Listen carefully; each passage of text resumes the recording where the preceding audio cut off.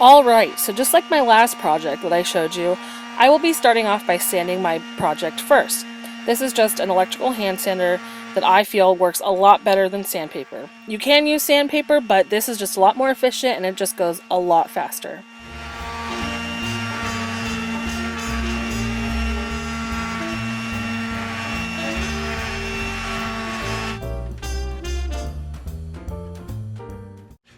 The actual top of the dresser wasn't in bad shape at all, but the edges, this little curved part of the French Provincial dresser, was a little bit more problematic, as you could say. I'm just taking my sanding sponge and I am just sort of roughing up the surface, trying to even out all of the issues.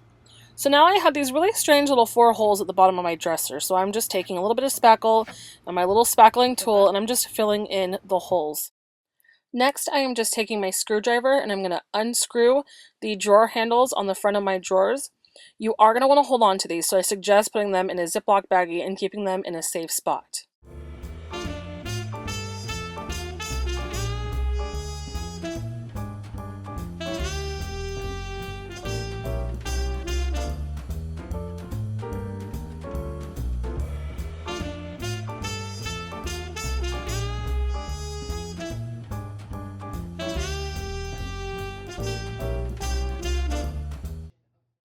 Next, I am just taking my primer spray and I'm going to evenly spray each of my drawer pulls. Make sure that you give your primer ample time to dry before spraying on your next color.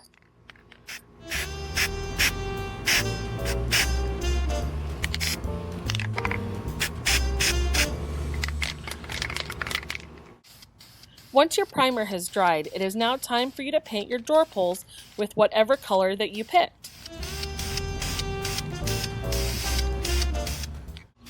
Before you start priming, you just want to take an old rag and really wipe down your piece of furniture. You don't want any of the dust residue from your sanding to still be left on your dresser. Once that is done, you can now start priming your project. I am just using the same primer that I used for my drawer pulls. It is just a spray can of primer and is from the brand Kills.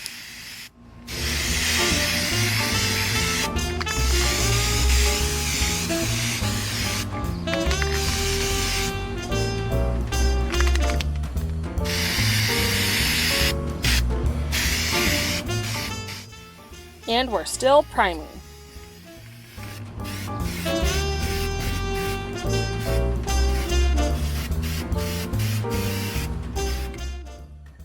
Yep, more priming.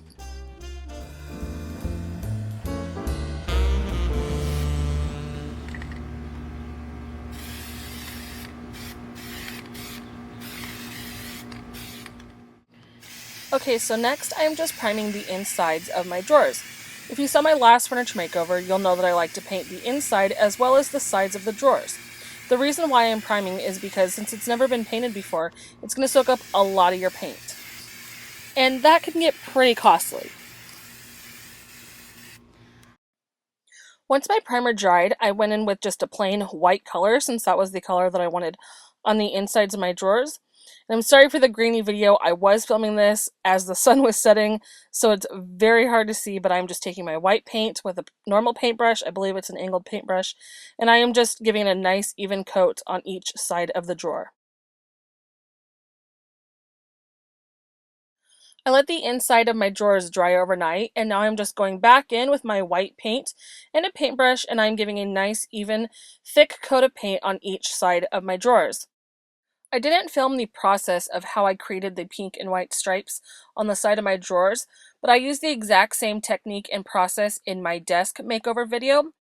I'll have a link in the description below with the link to my desk makeover if you'd like to check out that process.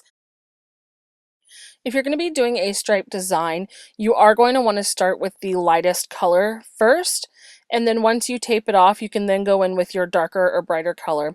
You don't want to do your darker or brighter color first because once you go over it with a light color, it will alter the color a little bit.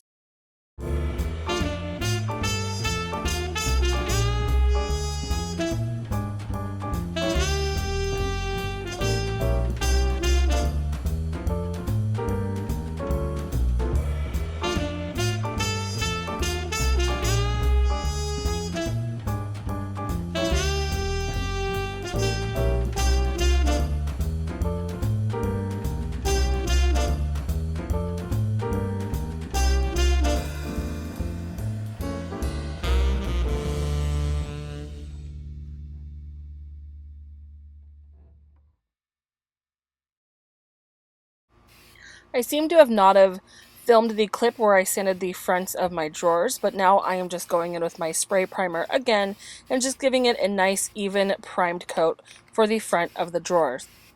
I've got a cool little Q&A with my dad coming up. I was asking questions, he was answering them, and I was learning in the process. Of primer, you kind of just have to take this back off again and kind of just lightly sand it just to get it smooth again, and then wipe it off. Okay, but I want you to do that. Here, I'm just going to show you, bud. Okay. You can hear how rough it is. That's what you're kind of sanding off.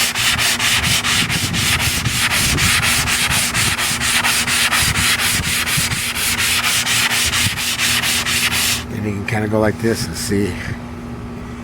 That's what you're sanding off. And now it's nice and smooth. And then you'll be able to... Now how do I... take just like this. It's nice and soft and easy, just so you don't burn the edges. They call it exposing raw wood. Just like that. You always try to go with the grain.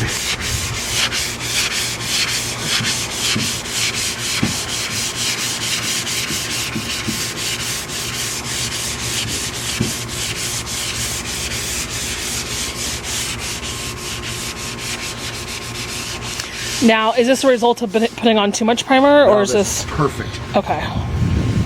No, anytime you spray primer like that, Lauren, you're gonna get that. And that's why you have to take this once again. So regardless, you're still gonna have to do it before you put on your... Yeah. Okay. Just because that's kind of a rough... Makes sense. Yeah, you want it to be all nice and smooth, and this is what's... And just do that, Lauren. That's all you gotta do. Okay? Mm-hmm. See, now, Lauren, I want you to feel how smooth this is. Well, I mean, firm.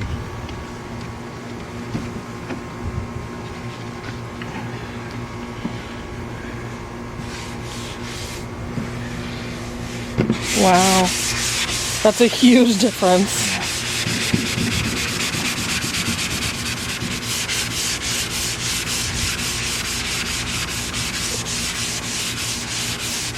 Did a great job on that primer. Thank you. Like that.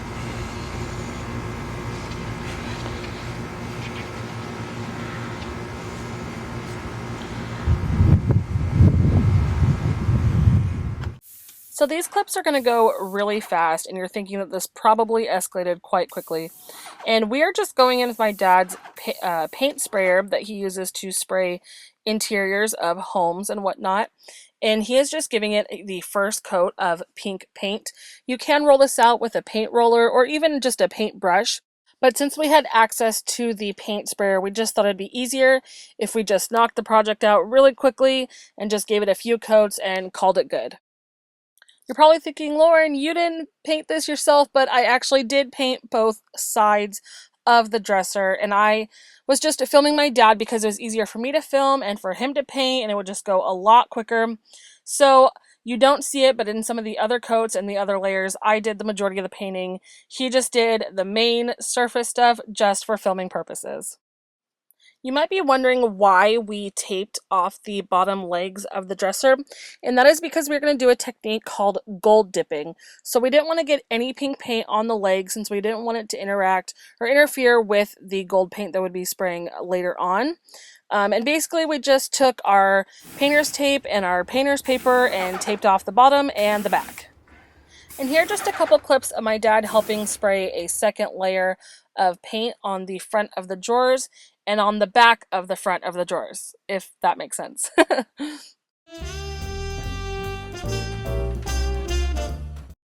I believe this is about our third coat of paint, and using the sprayer, I believe, really saved us because we did not use that much paint. I think we still had more than 3/4 of my gallon of paint left, and I think I spent about $25 on the gallon of paint, and I barely used any, so I will have this color for a lot more projects.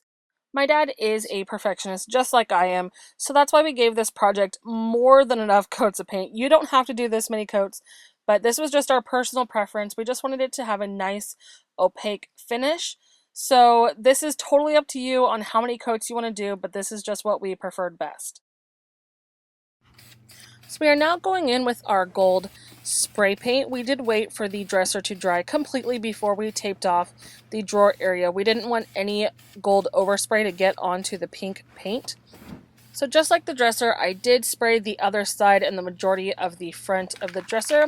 But like I said, just since it's easier for filming purposes, I had my dad finish it up and I would record the process. I will have all of the items and paint colors that we used to complete this project listed in the description box. I did this furniture makeover about 8 months ago or so, and when I first filmed this, I really didn't have any intent on posting it, so that's why I am missing clips, and I'm missing a lot of details, so I'll try my best to describe everything and have it all listed in the description box below.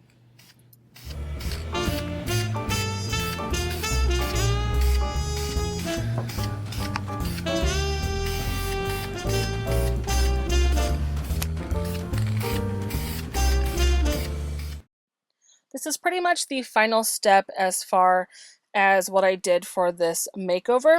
I took some really durable E6000 glue and some rhinestone gem chain that I bought at Hobby Lobby, and you'll see a little inlet at the bottom of the dresser, and I just thought it would be so cool to have rhinestones in that little inlet at the bottom.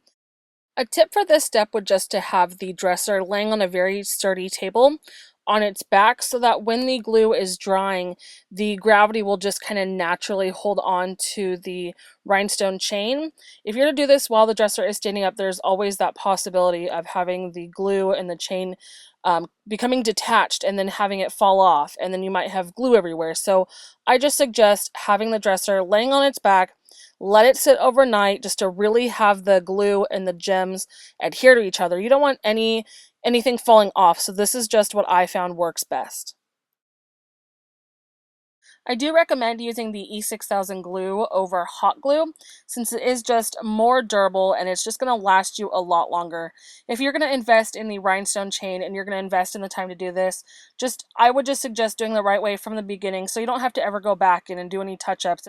And now that you are coming to an end, just clip off the excess rhinestone chain, and I would leave it laying on its back to dry overnight just so you give it enough time for the rhinestone chain and the E6000 glue to really bond and adhere to each other.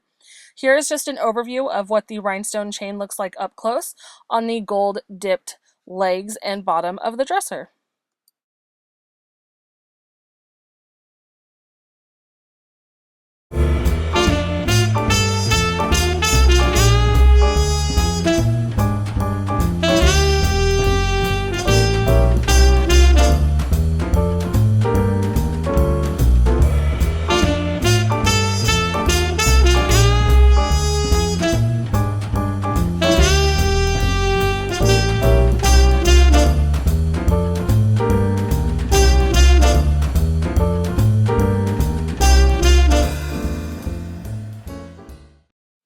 Hey there, thank you so much for watching this furniture makeover. At the end of the day, this furniture piece still has a lot of flaws. It's not perfect. It is a piece of used furniture. It's got a story to tell, and I'm still very much in love with how it turned out. I did do the custom liner on the inside of the drawers, which I didn't film a clip, which I'm kind of bummed out about. But basically, I just took white drawer liner and I lined the drawers first. I took some glitter scrapbook paper and I cut out a bunch of circles. I ran the circles through my sticker Xyron machine and I individually placed all of those gold polka dots on the white liner of the drawer. The polka dots are a very tedious step and it is totally optional. Whatever you like, whatever your interests are, definitely you can customize this piece to your liking, but I just find that the gold polka dots really stand out when I open the drawers with the gold dipped legs and the gold drawer pulls. It just looks so fabulous, so girly, and I am just still very much obsessed with it. And don't worry either, because the gold scrapbook paper that I did use, the glitter does not flake off. So it doesn't get on my clothes, it doesn't get on my socks, it doesn't get on anything else that I keep in the drawers. It's perfectly safe, no glitter flakes, so you're definitely covered there. Don't forget to subscribe to my channel. I'm going to be having a lot more furniture makeovers coming up in the future. If you like this video, don't forget to give it a thumbs up. I would truly appreciate it. And thank you so much again for watching and stopping by my channel. And thank you so much again for watching Just a Girl and Her Paintbrush. It should really just be retitled A Girl and Her Dad's Paint Sprayer, but we're just going to go with it here. So stay tuned for more videos. I'm going to have a lot of those coming up, and I hope that you have one fabulous day.